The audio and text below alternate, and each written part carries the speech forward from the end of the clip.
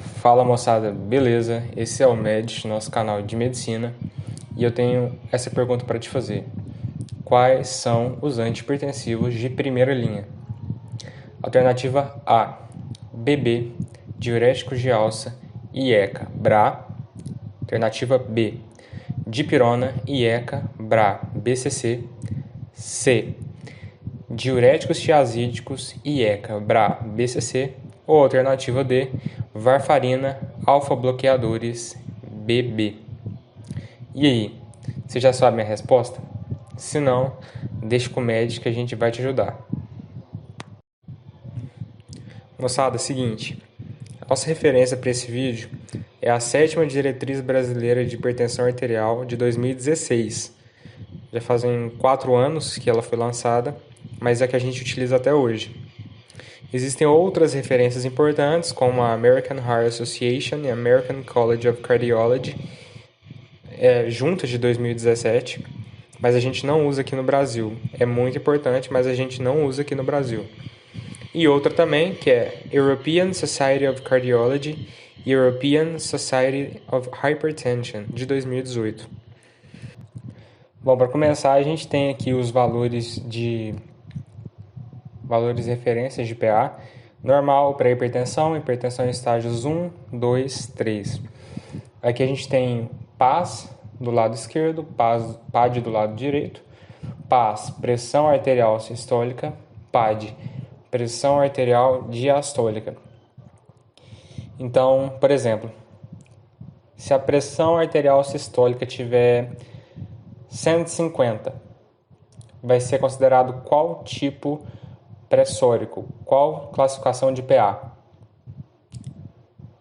Se você disse hipertensão estágio 1, você acertou. Porque, olha, hipertensão estágio 1 diz que PAS, ou seja, pressão arterial sistólica, está entre 140 e 159. Portanto, 150 é estágio 1.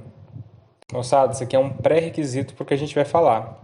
Então, se você quer uma aula mais detalhada sobre pressão arterial, fisiopatologia da pressão arterial ou aula de qualquer outra parte da medicina, é só deixar nos comentários. Moçada, a terapêutica da hipertensão ela é ampla. A gente tem a terapêutica farmacológica e a terapia não farmacológica. A terapia farmacológica é o assunto do vídeo de hoje. A gente tem esse tanto de fármacos aí para analisar. Tem diurético, tem bloqueador dos canais de cálcio, beta-bloqueadores, tem IECA, BRA, alfa-bloqueadores, vasodilatadores direto, inibidores direto de renina e alguns outros mais. Existe a terapia não farmacológica. A gente não vai comentar muito sobre ela nesse vídeo, mas se vocês quiserem a gente pode fazer um vídeo só dedicado a elas, é importante também. Afinal de contas, quando o paciente tem hipertensão, a gente consegue conciliar a terapia farmacológica com a terapia não farmacológica, como a gente vai ver. O fluxograma da página seguinte vai falar para a gente exatamente o que a gente precisa. A diretriz ela deixa bem claro. Vamos ver? Agora ficou fácil demais da conta aí. Olha só. Hipertensão, a gente tem o estágio 1, com risco cardiovascular baixo e moderado. O que a gente vai fazer? Terapia não medicamentosa mais monoterapia. Como assim é terapia não medicamentosa com medicamentosa? É isso mesmo. A gente vai fazer terapia não medicamentosa, fazendo exercício físico, diminuindo a ingestão de sódio, dentre outros. E a monoterapia, com esses fármacos aqui embaixo, ó. Diuréticos, tiazídicos, viu? Aqui ele não especificou, mas é tiazídicos. IECA, BCC, bloqueador dos canais de cálcio. BRA, bloqueador dos receptores de angiotensina. Certo? Os beta-bloqueadores que estão aí embaixo, eles são utilizados em casos muito específicos. Geralmente com pessoas que têm doenças arteriais coronarianas, infarto e outras afecções como insuficiência cardíaca, eles são bastante utilizados. Mas eles deixaram de ser antihipertensivos de primeira linha. Isso é muito importante. Ficaram só esses 4 de cima e os beta-bloqueadores passaram a ficar de fora, utilizados só nesses casos especiais. Não esquece.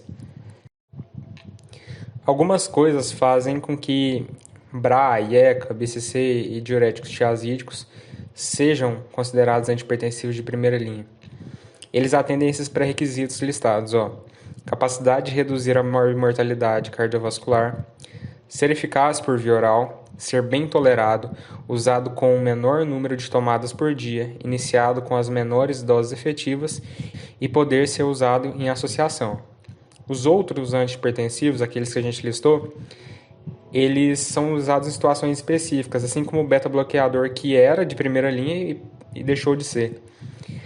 Hoje a gente leva em conta as comorbidades e a situação geral do paciente para prescrever. Agora a gente já sabe quais são os antihipertensivos de primeira linha. A gente viu em qual tipo de paciente a gente vai usar. Vamos falar um pouco sobre cada um desses mais importantes, dos de primeira linha. A gente vai começar falando sobre os tiazídicos, diuréticos tiazídicos.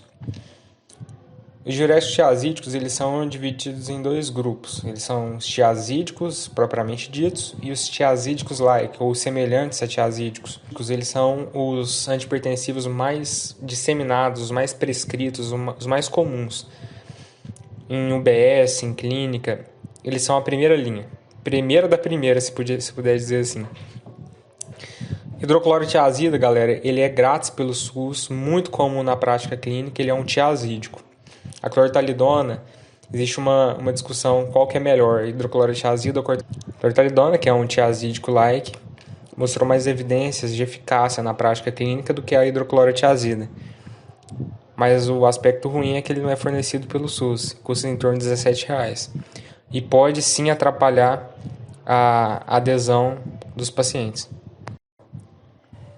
Agora indo para os bloqueadores dos canais de cálcio, ou BCC, a gente tem dois grupos, tem os dihidropiridínicos, a gente pode destacar nele o alodipino, que é bastante comum, e a gente tem os não dihidropiridínicos, que tem como exemplo o verapamil.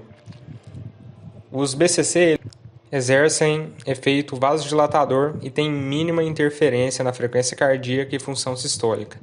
Isso é muito bom. Lembrando que os dihidropiridínicos são os mais usados.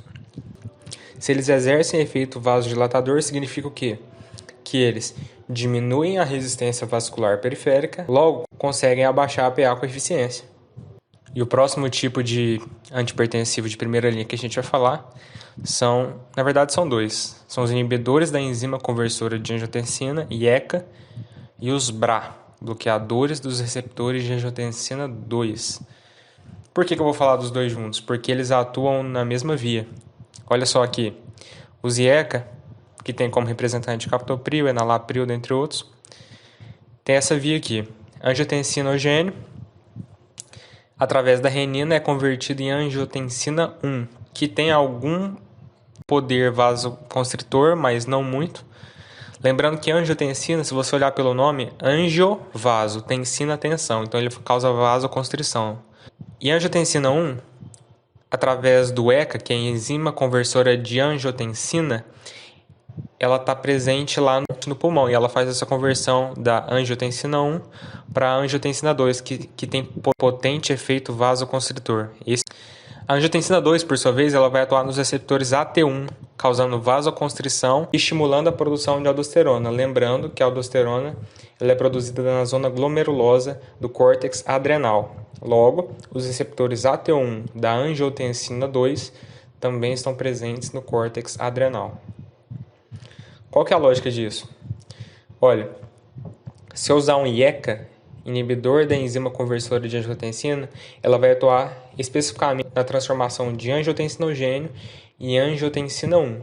Se eu bloqueio essa etapa da via, eu bloqueio tudo que está posterior. Logo, eu não vou ter a conversão de angiotensina 1 em angiotensina 2, nem a angiotensina 2 vai ao encontro dos receptores AT1, causando vasoconstrição ou produção de aldosterona. Olha o BRA. O BRA, bloqueador de receptor AT1, ele vai atuar no receptor AT1. Então, a angiotensina 2 não vai conseguir atuar junto a esse receptor, não vai causar vasoconstrição. Lembrando, se não causa vasoconstrição, vai causar vasodilatação. Vasodilatação diminui a resistência vascular periférica, o que abaixa a PA, que é o nosso objetivo. A gente chegou a comentar o início do tratamento medicamentoso, mas para frisar, Ele é indicado para indivíduos com PA, estágio 1, risco cardiovascular baixo e moderado, quando as medidas não farmacológicas não surtirem efeito após um período de pelo menos 90 dias. Ou seja, se não surgir aquelas medidas não farmacológicas, como exercício físico, diminuição da ingestão de sódio, não surtir efeito por pelo menos 90 dias, depois desse período, o que o médico vai fazer?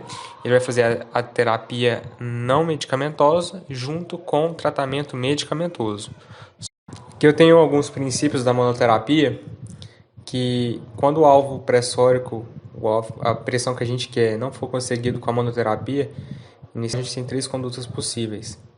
Se a gente tiver um resultado parcial, sem efeitos adversos, a gente aumenta a dose do medicamento. Ou, se não tiver efeito terapêutico desejado com a dose máxima e também não tiver efeitos adversos ainda, a gente substitui o antihipertensivo e associa outro de classe diferente. Ou a gente institui uma outra associação de fármacos, ou seja, a gente deixa a monoterapia, a gente associa fármacos. Se ainda assim a resposta for inadequada, o que a gente vai fazer? A gente associa 3 ou mais medicamentos. Agora, quando a gente for falar de combinação de medicamentos, a gente deve evitar antihipertensivos que tenham o mesmo mecanismo de ação. Por exemplo, a gente viu que o BRA e o IECA eles atuam na mesma via. A gente deve evitar, por exemplo, usar um BRA e o IECA, porque eles podem aumentar o risco dos efeitos adversos. A gente deve associar antihipertensivos que têm atuações sinérgicas, porque eles vão proporcionar resultados melhores. Olha aí esse exemplo 2. IECA mais BCC. Lembrando que o BCC é bloqueador do canal de cálcio. Ele, além de diminuir a morbimortalidade, o IECA ele diminui o edema causado pelo amlodipino, que é um BCC. Caso a gente não consiga alcançar as metas da PA, o alvo pressórico, com os 2 fármacos, a gente pode tomar algumas decisões. Isso aqui é bem parecido com o que a gente viu anteriormente para a monoterapia. Se a gente tiver um resultado parcial sem efeitos adversos, a gente vai aumentar a dose inicial ou acrescentar mais um antihipertensivo de outra classe. Se a gente não tiver a meta atingida já na dose máxima, ou se houver efeito adverso, a gente substitui a combinação de fármacos. Se a gente não tiver resultado nas doses máximas, a gente associa outros antihipertensivos, ou seja, 3 ou mais, certo? Essa observação aí embaixo é muito importante, porque se o diurético azídico ainda não tiver sido associado, ele deve ser o terceiro a ser associado. Nesse último quadro a gente tem algumas associações sugeridas pela Sociedade Brasileira de Cardiologia. São muitas associações. Pausa a tela e dá uma olhada que vale a pena. Questão 1, bora. Fernando, 38 anos, PA 142 por 85 mm de mercúrio, sem comorbidades e sem risco cardiovascular. Qual que deve ser o manejo desse paciente? Primeiro de tudo, Fernando tem hipertensão ou não? 5 segundos para você lembrar. Bom, Fernando tem hipertensão sim. Ele tem hipertensão estágio 1. Vamos voltar lá. Olha lá. Hipertensão estágio 1 vai de 149... Hipertensão estágio 1 vai de 140 a 159 na pressão arterial sistólica. Ele tem 142, então ele tem estágio 1. Então a gente já sabe que ele é hipertenso. Vamos voltar. Alternativa A. A gente inicia a monoterapia com diurético de alça. Primeiro, diurético de alça nem é um antihipertensivo de primeira linha e ele não está pré-hipertenso, ele está hipertenso. Então a alternativa A a gente já sabe que está errada. B. Recomendar inicialmente terapia não farmacológica com exercícios físicos, menor ingestão de sódio, dentre outros, para posterior reavaliação. Ele tem hipertensão estágio 1. É verdade, ele tem hipertensão estágio 1 e como ele está com hipertensão estágio 1, sem comorbidade, sem risco cardiovascular, o ideal é começar a terapia não medicamentosa. Lembra que a gente faz a terapia não medicamentosa no paciente por 90 dias, depois a gente reavalia e se ele não responder à terapia não medicamentosa, a gente faz as duas, terapia não medicamentosa juntamente com terapia medicamentosa, em monoterapia no caso dele. Então B está certa.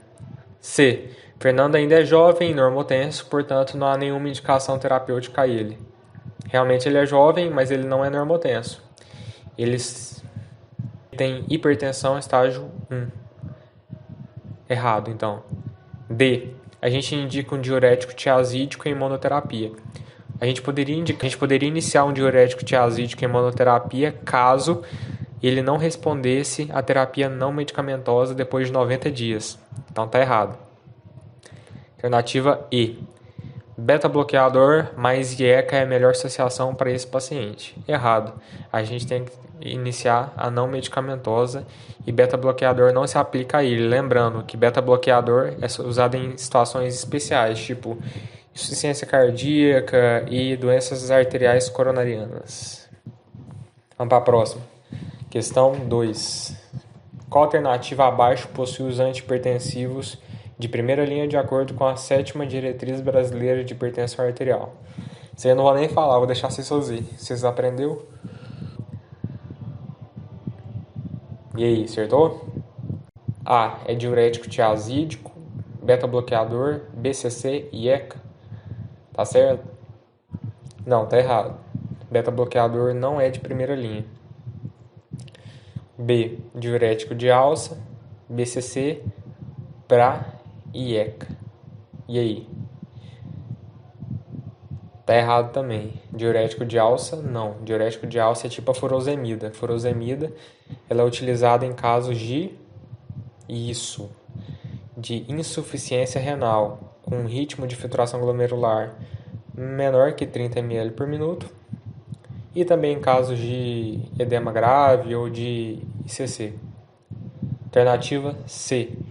Diuréticos tiazídicos, BCC, IECA e BRA.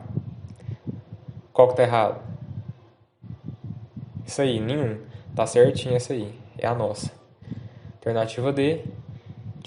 Diurético de alça, BB, BRA e ECA. Tá errado. Diurético de alça e BB. Nenhum deles está certo. Então a gente fica com a alternativa C. Lembrando que na abertura eu fui sacana, né? Eu coloquei varfarina. Varfarina no primeiro slide é um anticoagulante. Coloquei dipirona, que é um analgésico. Então, a gente voou muito aqui, né? Questão 3. Quando se deve iniciar o tratamento medicamentoso com a monoterapia de antihipertensivos? Alternativa A. Pacientes pré-hipertensos sem risco cardiovascular. Não. Se a gente lembrar daquele fluxograma, lembra? Quem que vai começar a monoterapia juntamente com a terapia não medicamentosa? Estágio 1, sem risco cardiovascular. Estágio 1, com risco cardiovascular baixo ou moderado. Então, pré-hipertensivo não entra. B. Pacientes com hipertensão estágio 1 de boa, com risco cardiovascular baixo ou moderado. Essa aí tá certa, né? C. Paciente com hipertensão estágio 2, com risco cardiovascular baixo ou moderado. Lembrando, paciente hipertensão estágio 2 já entra na associação de fármacos, então não é monoterapia. Está errado. D. Paciente com hipertensão estágio 1 com risco cardiovascular alto. Hipertensão estágio 1 está certo, mas quando é risco cardiovascular alto, a gente associa fármacos, então está errada. Alternativa B. Moçada, fim de vídeo, esse é o primeiro vídeo do nosso canal. Se inscreva, mete o dedo no like, regaça e deixa a sugestão de vídeo aí, galera. Um abraço e até mais. Falou! Falou!